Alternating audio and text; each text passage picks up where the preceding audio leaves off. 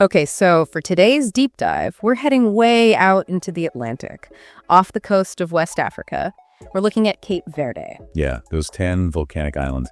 It's a place that really embodies being at a crossroads, historically and culturally. Absolutely. You've got these deep African roots tangled up with centuries of Portuguese influence, creating this really distinct Creole identity. And that's exactly what we want to explore today, right? Go beyond just the beaches and resorts. We're trying to understand the life, the culture, the music, even the modern struggles. We've pulled together quite a range of sources. We're talking UNESCO heritage music, carnival traditions that are apparently world-class, some really clever architecture. And also perspectives on daily life, the economy, safety, the real picture. So by the end of this, you, the listener, should have a good sense of the island's different personalities, like understanding the difference between Santiago, which is more the economic hub, Praia, the capital, yeah. and San Vicente, especially the city of Mindelo, which seems to be the cultural heartbeat. Definitely the artistic center. So where should we start? Maybe with the sound. Good idea. Let's dive into that Creole identity through its music. Okay, well, the sound most people outside Cape Verde might know is morna. It's seen as the national style. Often described as sort of mournful, soulful. Yeah, exactly. Soulful is a good word. And crucially, it's almost always sung in Cape Verdean Creole, not Portuguese. That's key to its identity. And it has a particular sound, instrument-wise. You typically hear clarinet, violin, guitar, and this little instrument called a cavaquinho. It's like a small guitar, similar to a ukulele. Gives it a specific texture. And its importance isn't just local, right? It got major recognition. Huge. UNESCO declared Morna intangible cultural heritage back in 2019.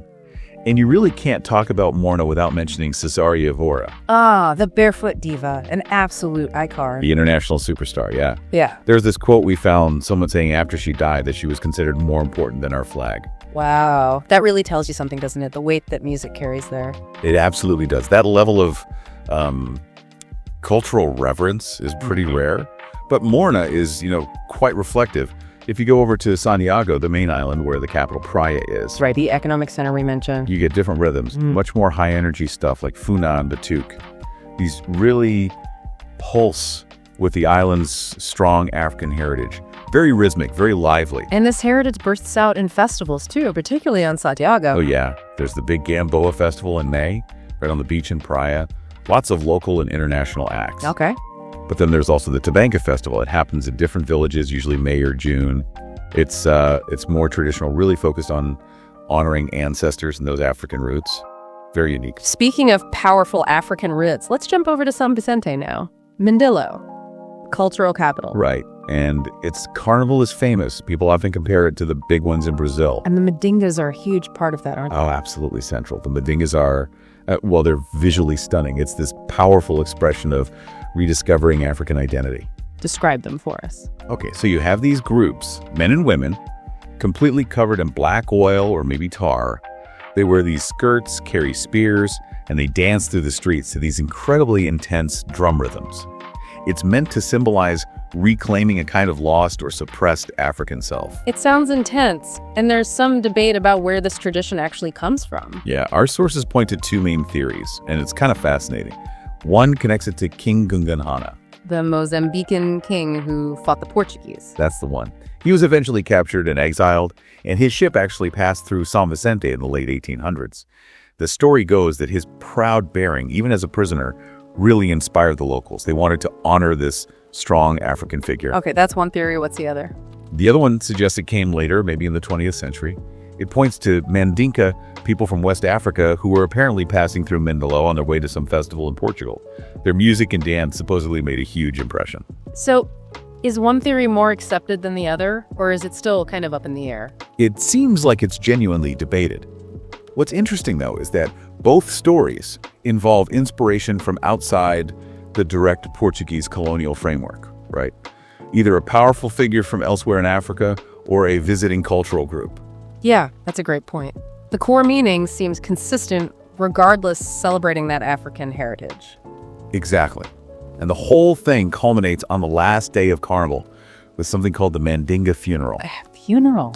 Yeah, they carry these black coffins through the streets and then they symbolically bury them in the ocean. It's like a farewell to the carnival spirit for another year, but also another tribute to the ancestors. Really powerful stuff.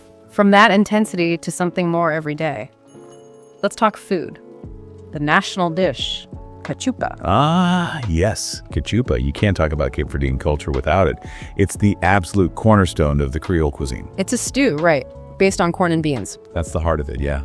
Yep. Hominy corn and various kinds of beans. But it perfectly represents that blend of influences, African staples, Portuguese additions, maybe some Latin American touches, and it really speaks to resourcefulness. How so?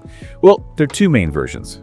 Cachupa rica, the rich version, will have meat or fish added, tuna, chorizo, maybe pork or beef, whatever's available. Cachupa pobre, the poor version, it's simpler, just the vegetables and grains. But even within that, it's flexible. If you don't have manioc, maybe you use sweet potato or regular potato, you adapt. That makes sense for island life. Totally. And there's this great little tradition too. If you have leftover cachupa, you let it cool completely, and then the next day you fry it up. It becomes this whole other dish. Crispy, savory, nothing goes to waste. That theme of resourcefulness, of adapting with what you have, it seems to pop up elsewhere too, like in architecture. Oh, definitely. There's this amazing example in Mindelo, the new Art, Crafts, and Design Center. Okay, what's special about it? It's housed in an old colonial building that was completely transformed by local architects, Ramos Castellano Arquitectos. And they faced the classic island problem. Importing building materials is expensive and difficult. Local options are limited. So they had to get creative. Exactly. And what they did was, well, it's brilliant. They took recycled oil barrels, the kind used to import fuel and other goods, and they used the lids. The round metal lids? Yeah, over 2,000 of them. They cleaned them up, painted them bright colors, and used them to create this incredible, vibrant facade for the entire building. Wow. Just lids. Just lids. Yeah. But it's not just about looks. It has these two amazing functions. First, the lids are mounted so they can rotate. Like little shutters. Kind of. So you could adjust them to control how much sunlight gets in, how much air flows through. It's passive temperature control, basically.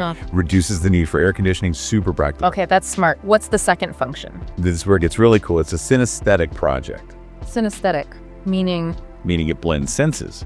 Each different color they painted, the lids, corresponds to a specific musical note. Get out. Seriously. Seriously. And the whole color pattern is set to a melody composed by a local musician. So the building itself is literally musical, visually and conceptually. That is incredible, taking industrial waste and turning it into art, climate control, and music. Right. It's such a powerful statement about ingenuity born from necessity. It connects everything: art, environment, local music. It's inspiring, but does that kind of grassroots ingenuity manage to tackle the bigger systemic problems the islands face? We hear about the spirit of Morabeza. Yes, the Cape Verdean warmth and hospitality. It's definitely real. People mention it constantly. A core part of the identity, despite the difficulties. But the difficulties are significant. Oh, absolutely. There's a very real socioeconomic divide.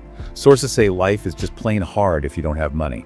Santiago might be the economic engine, but overall there's a lack of jobs, high cost of living.